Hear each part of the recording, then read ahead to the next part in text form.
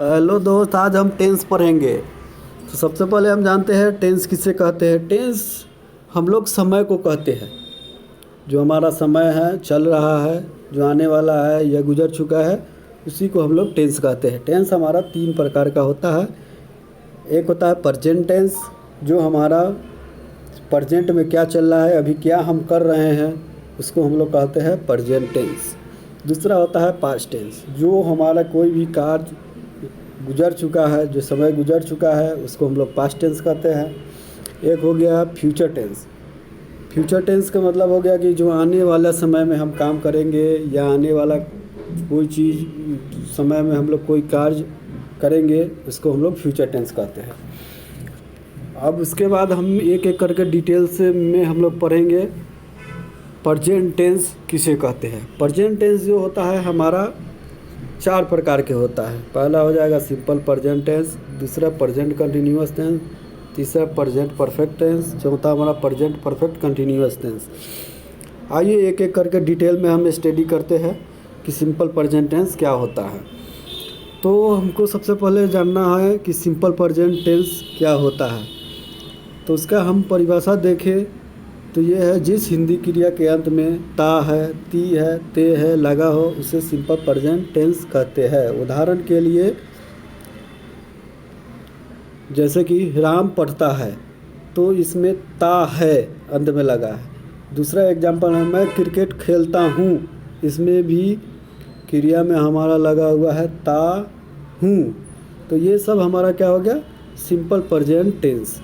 अब इसका ट्रांसलेट करने का एक फार्मूला है, जैसे subject plus V1 V5 plus object. अब इसको हम लोग इंग्लिश में अनुवाद कैसे करेंगे, जैसे कि सब्जेक्ट, तो सब्जेक्ट हो जाएगा हमारा राम। पढ़ता है, ये हमारा क्या हो जाएगा, वर्ब है। तो इसको अनुवाद करेंगे इस फार्मूला से, सब्जेक्ट के जगह राम हो जाएगा, वर्ब के जगह हो जाएगा हमारा रीड्स। इसमें V5 का हम लोग उपयोग करेंगे, क्योंकि फर्स्ट थर्ड पर्सन कहीं भी यूज होता है, वहाँ पे एस या ES यूज करते हैं, उसको हम लोग V5 बोलते हैं। दूसरा एग्जांपल है मैं क्रिकेट खेलता हूँ, तो इसको अगर उस फार्मूला पर हम अगर ट्रांसलेट करें तो सब्जेक्ट हमारा हो जाएगा आई, वर्ब हो जाएगा खेलता हूँ, और क्रिकेट हमारा हो जाएगा ऑब्जेक्ट। तो इसको अनुवाद करेंगे आई प्ले क्रिकेट। फिर उस तरह से हम आगे बढ़ते हैं, दूसरा देखते हैं प्रेजेंट कंटिन्यूअस टेंस। तो इसका परिभाषा है, जिस हिंदी क्रिया के अंत में रहा है, रही है, रहे है लगा हो, उसे प्रेजेंट कंटिन्यूअस टेंस कहते हैं। उदाहरण के लिए राम पढ़ रहा है, तो राम हमारा सब्जेक्ट हो जाएगा, पढ़ रहा है,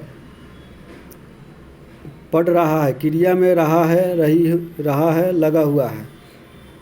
इसी तरह से मैं क्रिकेट खेल रहा हूँ, मैं क्रिकेट खेल रहा हूँ, मैं हो जाएगा सब्जेक्ट, खेल रहा हूँ ये हमारा हो जाएगा क्रिया, और क्रिकेट हमारा हो जाएगा ऑब्जेक्ट। तो इसका ट्रांसलेट करने का सिंपल सा फार्मूला है, subject plus IS plus V4 plus object.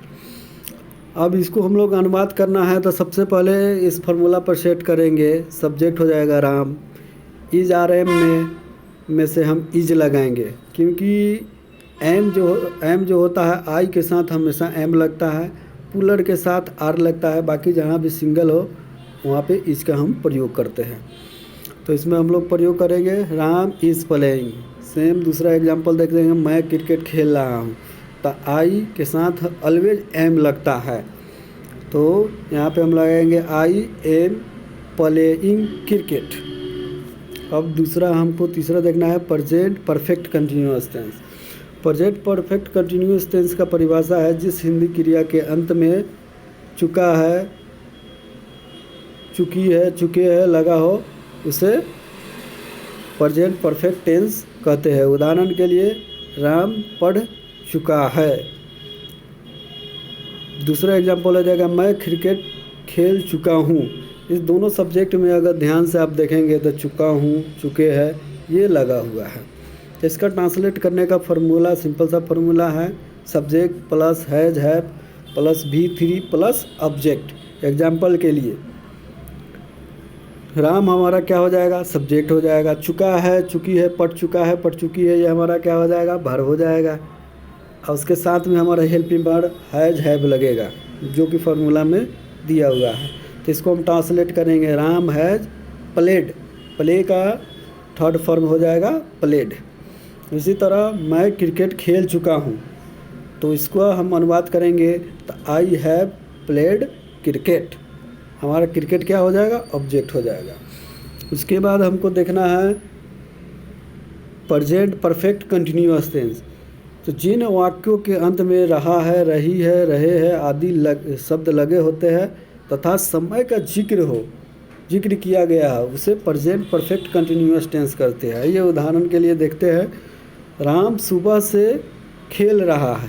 Ram क्या कर रहा है, इसमें टाइम हमारा सुबह से है। मैं सुबह से क्रिकेट खेल रहा हूँ, उसमें भी टाइम इंडिकेशन है, सुबह से खेल रहा हूँ। इसका हमको ट्रांसलेट करने का फार्मूला है subject plus has been, have been plus V4 plus object plus since या फॉर प्लस टाइमिंग जो है वो हम अपना लगाते हैं।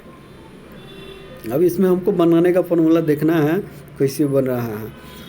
अब इसमें जैसे राम सुबह से खेल है, Ram has been playing cricket.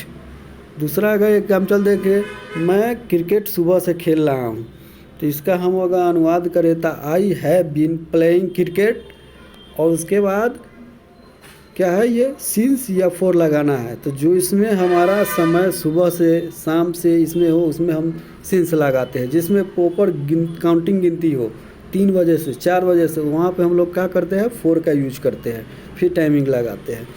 तो इसमें सुबह से है, इसलिए हम लोग यहाँ पे लगाएंगे सिंस मॉर्निंग। जैसे राम मैं सुबह से क्रिकेट खेल रहा हूँ, तो I have been playing cricket since morning.